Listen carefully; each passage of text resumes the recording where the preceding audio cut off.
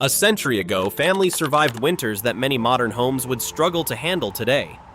Not with smart thermostats, not with electric backup systems, not with endless monthly heating bills, but with houses designed around a completely different idea of survival. And the strange part is, some of those old heating methods were so effective that parts of them are quietly returning today, because modern homes may look more advanced on the surface. But when winter storms hit, power grids fail, or fuel prices suddenly rise, people begin realizing something uncomfortable.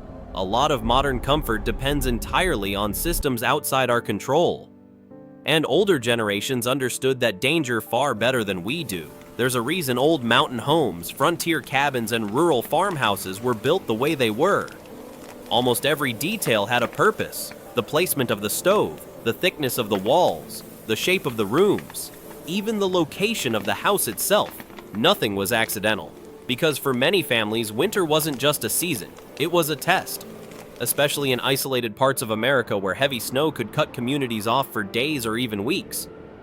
Once winter arrived, there were no repair trucks coming up the mountain, no instant deliveries, no emergency heating company showing up in the middle of the night. If the house lost heat, people suffered fast. And because of that, older generations became obsessed with one thing modern construction often ignores completely: heat retention. Not just creating heat, keeping it. That changed everything about how homes were built. Today, most people heat houses that constantly leak warmth. Thin walls, large open rooms, huge windows, empty spaces. Modern heating systems often work like machines fighting against the house itself. The heat escapes almost as fast as it's created. And that's why many modern homes become cold frighteningly quickly during blackouts. But older homes often behaved differently. Some stayed warm for hours after the fire weakened. Others kept certain rooms insulated enough to survive brutal nights with surprisingly little fuel.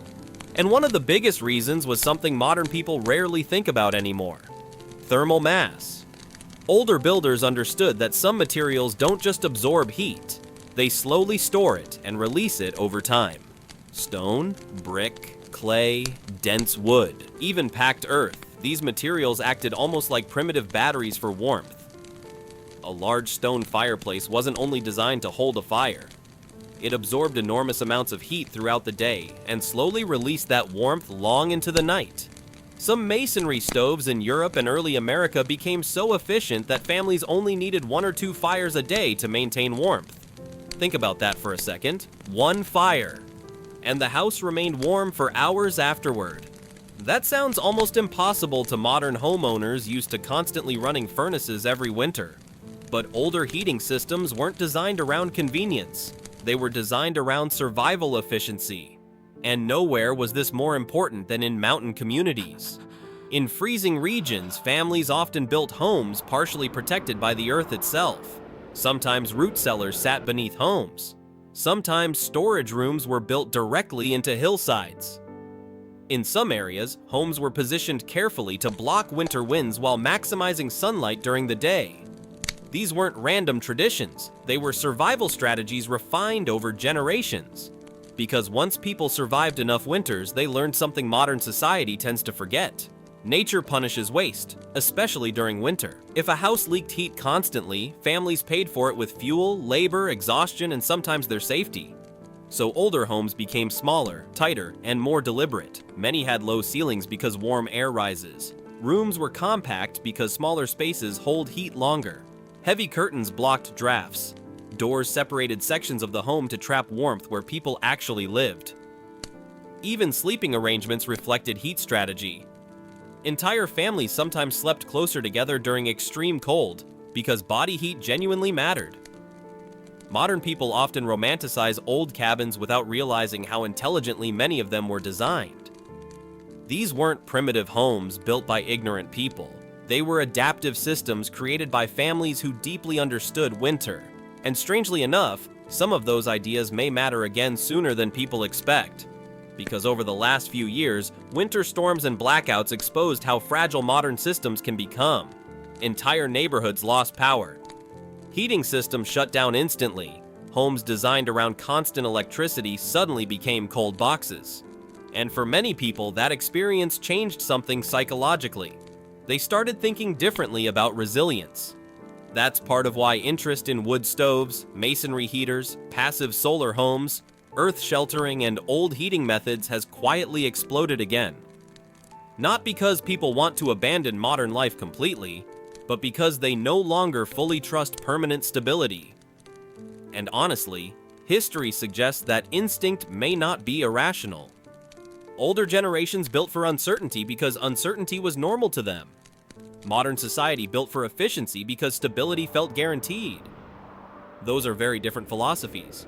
One prioritizes resilience, the other prioritizes convenience. And convenience works beautifully, until systems fail. That's the uncomfortable truth hidden underneath many modern homes. They perform well only when everything around them functions perfectly.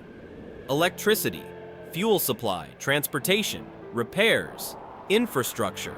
But old heating systems were often designed assuming failure was inevitable eventually. That's why many families stored wood years in advance. Why root cellars stayed stocked before winter arrived. Why homes centered around fireplaces and thermal cores. Why thick walls mattered so much.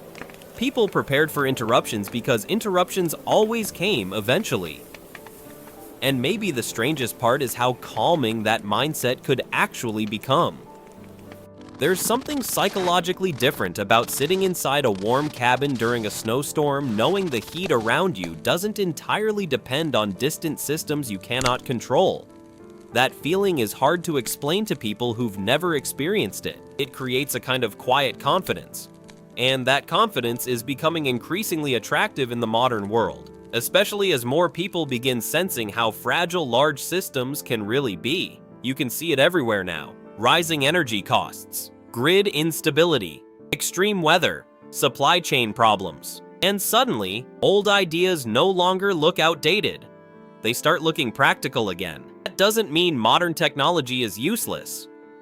Obviously, modern heating systems made life easier in countless ways. But easier and more resilient are not always the same thing. That's something older generations understood extremely well. They didn't assume ideal conditions would continue forever, so they built homes capable of surviving difficult conditions instead. And honestly, many modern houses simply aren't designed that way anymore. They're optimized for appearance, speed, and short-term comfort, not long-term endurance, not energy independence, not survival during disruption. That shift happened slowly over decades, which is why most people barely notice it now. But once you start studying old winter homes, it becomes impossible not to see the difference. Some of the smartest heating systems ever created weren't necessarily the most advanced. They were the most adaptive, and maybe that's the real forgotten lesson here. The goal wasn't endless comfort. It was dependable shelter during uncertainty. That's a very different mindset, and maybe a healthier one. Because difficult winters reveal weaknesses fast. They expose which systems depend entirely on constant outside support, and which systems were built to stand on their own. That's why these forgotten heating methods still fascinate people today. Not because they're nostalgic, not because they're aesthetic, but because deep down, people instinctively recognize resilience when they see it. And old winter homes were often built by people who understood resilience better than we do now. If your family ever used old heating methods, wood stoves, root cellars, or winter survival techniques that modern people rarely talk about anymore, share them in the comments. A lot of forgotten knowledge survives because ordinary people keep passing it forward. And honestly, some of the most valuable ideas for the future may end up coming from the past.